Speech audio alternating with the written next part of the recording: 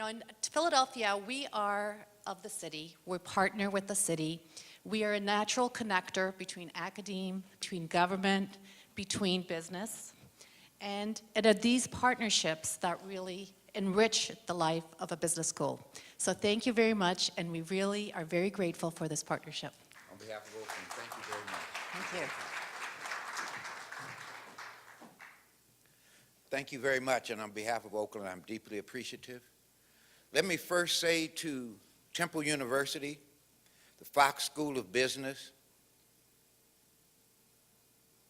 Louis Leuven, Ed Burns, and all of you who participated in bringing this summit to Oakland, we are deeply appreciative and thank you very, very much.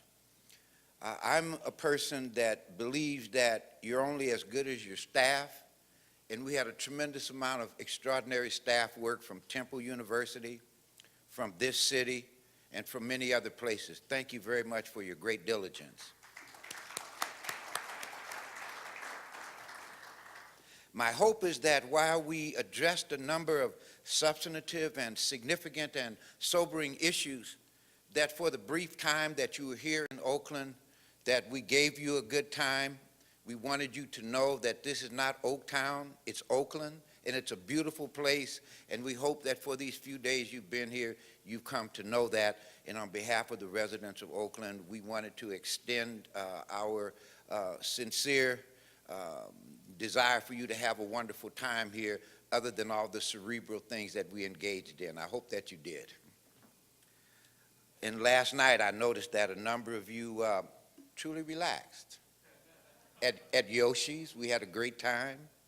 All of a sudden, the stiffness went away, and so I think that that led to even a greater success this morning. One can probably sum up what all this has been about. One, public-private partnerships. We get that. We understand it. And at this particular moment, when we have extraordinary global and national and state and local crises, the need for public-private partnerships comes through with even greater clarity and a greater sense of urgency and significance.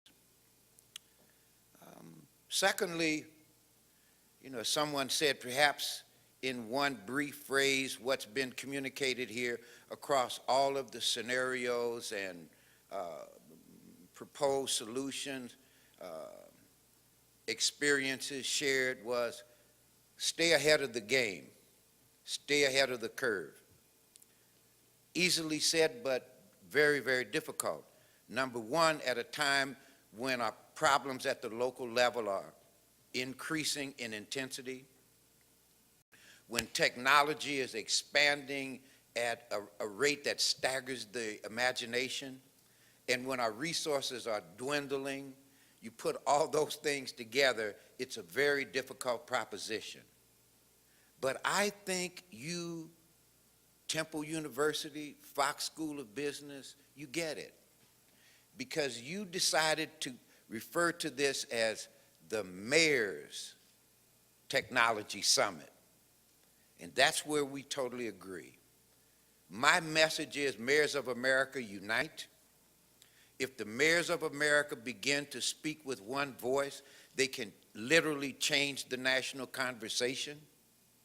And so continue to galvanize the mayors of this country, because I truly believe the mayors do get it. Because down here on the ground at the city level is where people live out their hopes and their dreams and their aspirations. This is where people live and die. At the federal level, people can only scream at the television set. Maybe even at the state level, they can only scream at the headlines. But at the local level, it's intimate, it's in your face, it's 24/7. And if you can begin to bring the mayors together in a problem-solving context where they all begin to speak about the need for comprehensive solutions that include technology, that include academia, that include all of the great wisdom that we can bring together, I believe therein lies the reality. And I say that having spent 3 decades in Washington, D.C., and before I left, chaired the House Armed Services Committee, part of the national security apparatus of this country. And I'm perhaps one mayor that can say with great clarity to my former colleagues in the House and the Senate, I was a member of that club, but trust me, the conversation inside the Beltway and the reality of human life on the ground in the cities and the towns of America is so disconnected that at times it's frightening. The group of people that I believe can cross that divide, that can close that gap, are the mayors of America. But I remember right after I was first elected, I was a mayor-elect, and I was invited to a conference with a great deal of humility because I was sitting with a number of sitting big city mayors. And one mayor preceding me got up and looked at the audience and said, "Welcome to the bottom of the political food chain." And I said, oh my God. If that's the perspective, we're already doomed. So I got up to change it, and I share briefly that notion. No, you're not at the bottom of the political food chain. You're at the top of the political food chain. The one person that my colleagues quaked when they heard that they may even run against them was a mayor, representing a well-organized portion of their district and home 7 days a week, communicating when the member was in Washington 4 or 5 days, creating great paranoia. So just on pure political grounds, mayors, when they speak, they can be heard. And my point is that when they come together in a collaborative effort, that makes a powerful statement. So what I'm saying to all of you here is, help figure out a way to bring all of the mayors to the table, because mayors do get it. And that every city in America has the exact same problems. The only difference is size, degree, gravity, and magnitude. Bring mayors together, write your list of 10 problems. They've all got the same problems. So you in the academic community, and you in industry, and you in the technical fields, you can help us stay ahead of the game. But I believe it's the mayors that can change the priorities. Because consider for a moment, 2 weeks ago, none of us knew that $700 billion was even available for a relief effort.